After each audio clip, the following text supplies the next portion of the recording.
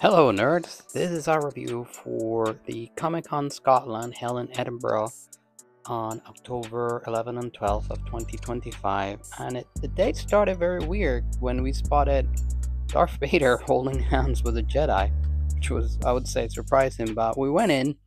It was very easy to get to the venue from the airport. We got in, and this was literally as the event had opened. So it was very, very spacious, as in there wasn't a lot of people. We could move around without any issues. We got a glimpse of where all the guests would be signing, and very unsurprisingly, the first one that we saw a queue for, even though it was still like half an hour until she even got there, was Rosario Dawson. Ahsoka Tano already had a queue, as it was imaginable, of course. And we kept going because there was a lot of guests this year for Edinburgh Comic Con. The next person to have I would say a queue already waiting for him was Cholo Mardueña, which was also not surprising because Cobra Kai has been very, very popular since it came out, and Cholo was really amazing in that show. But overall, there wasn't that much people queued up at that point because, like I said, this was right as the venue opened at 9, and the guests weren't going to start signing until 9:30. But we were shocked to see that there was a massive queue for the people of Baldur's Gate, which is a video game. So it's very amazing that it would carry such a, not only such a following, but also following for voice actors. I thought that was brilliant because voice actors deserve a lot of credit. We then moved on to where props were and the wrestling arena were, and you can see here, I mean, this insanely cool Optimus Prime truck they had there from the Transformer movie. It was brutal. Like, I absolutely love seeing this in person. And realizing that people were starting to go in, we went straight into the main event for us, which was to meet Hayden Christensen. And this is where problems started because we're stuck here for 3 hours for an autograph. In the end, we had to get it later. Although then it moved for photos, and we got this amazing, to me, unique opportunity to take a picture with Anakin Skywalker and Ahsoka Tano. And from there, we were told to come back later for an autograph with him. We just looked around all the shops and merchants that were around, and I'm not gonna lie, there was so much to shop from, and so much stock, so much everything, that it was, I have to say, while the queuing for the guests was definitely the down point of this convention, I believe, with all my respects to Monopoly events, they should be looking out for their selling opportunities, because they're clearly overselling a lot of these guests, especially the high profile, like on this occasion, Hayden Christensen. And it's completely unreasonable to be waiting 3 hours for one signature. That's just not on.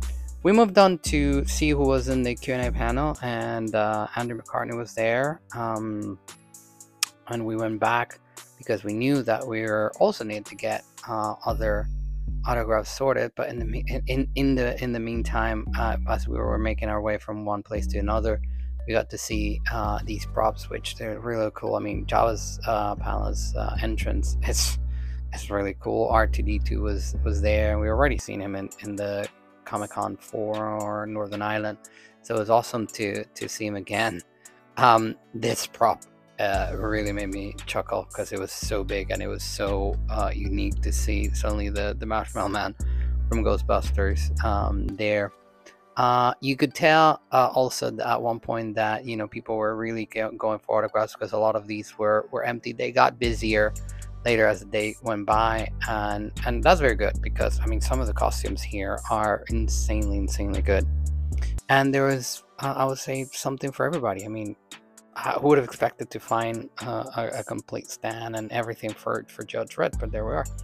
We want to get the autograph from Superman himself, Brandon Routh. He was the coolest guy. We took his picture with him.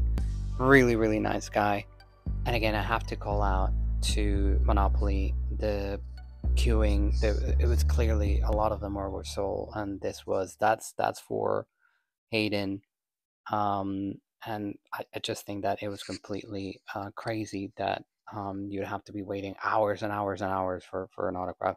Having said that, he gave us cool moments. We got to meet the armor from the Mandalorian as we were waiting in line to get a picture with Sabretooth from X-Men, which, given the costume I have, I thought was very poignant to get.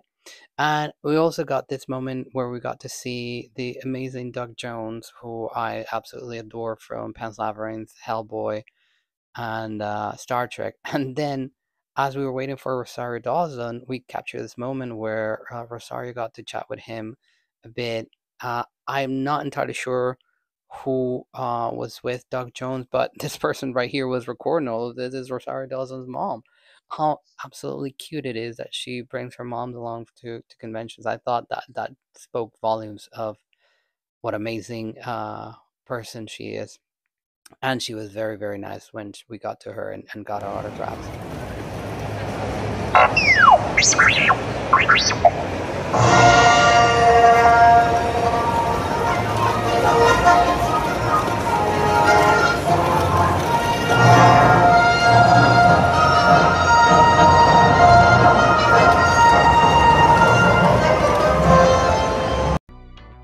That little droid also kept people entertained while we're waiting in queues, and that was cool.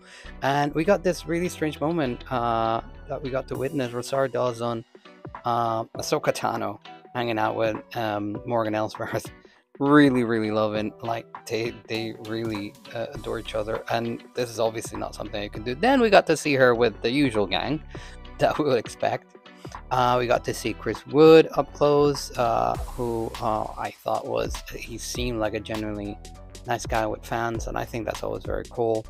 And after we got all our autographs, we went out to hang out with the guys from Padawon Outpost, who will be reviewing a lightsaber of them pretty soon, and that kind of links with the autographs from Hayden Christensen. Obviously, I'm not showing you guys all the autographs that we got here because I'll be showing you when we review some lightsabers in the upcoming days. But going around the convention now that we were done with guests was very good. I mean, the level of costumes that we got to see were amazing. People were very, very amazing. These guys, these troopers, I kind of realized that they were nice until this guy kind of told me that I was in trouble. We then moved on to check out the guys from Next Level. I think these guys, like Padawan Outpost, they have a great selection of lightsabers and props and stuff. Their selection of helmets in particular, I thought was very cool.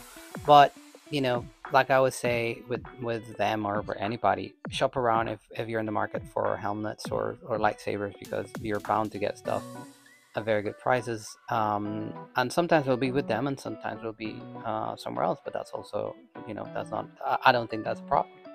Convention itself, as we went around, they had their gaming part, which looked to have a lot of variety and opportunities. And even though when I was recording this, we were hanging about, and this was definitely one of the busiest times of the day, but there was still plenty of opportunities to game.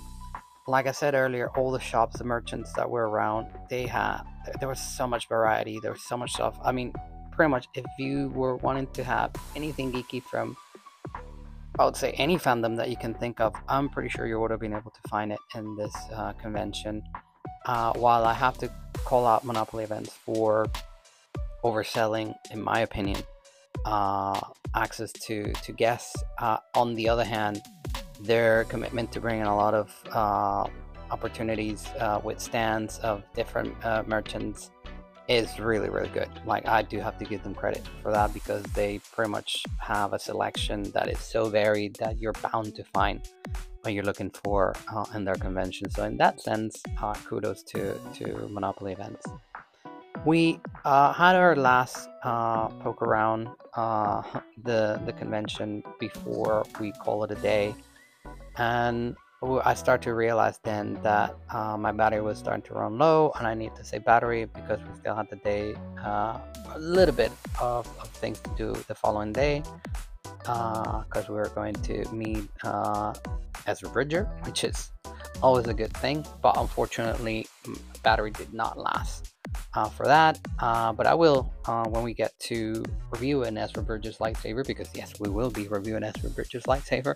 I'll show you what he signed for us. Before we left, I went back to where Hayden Christensen was, and even though this is literally the end of the day, that is the insane amount of people who are still waiting. We had a look at the Q&A panel, which was about to go live again. They had guests all day, and it was always very good. And we pretty much wrapped the day seeing more of the stands people had. There was a lot of representation of Star Wars in this convention. I mean, I'm not surprised. You had Anakin Skywalker, you had Ahsoka Tano, you had Ezra Bridger, you had Chewbacca. So of course you were gonna find a lot of representation of Star Wars, but I thought that the quality, the level of it was definitely very cool. So that is always a good thing to find. Like, I think a convention is only as good as the people that go and, you know, to enjoy it and have fun, and people did not disappoint. Their costumes and everything was amazing. And seeing Lord Vader here himself, it was kind of time to call it a day. And once he spotted us, he made it very, very clear that we needed to join him or be destroyed. So we just left. We got some very cool stuff signed. We got to see amazing costumes. We got to see really moments that I never thought I would see in my life, like this one. Some cool props, lovely people, lovely food, lovely everything. Like I said, the downside is the queuing. Guys at Monopoly, I hope that they sort that out in the future. But overall, it was a great experience. We met this Darth Revan, who was really cool. But overall, this was a cool experience, despite the fact that we had all those ridiculously long waits on queues.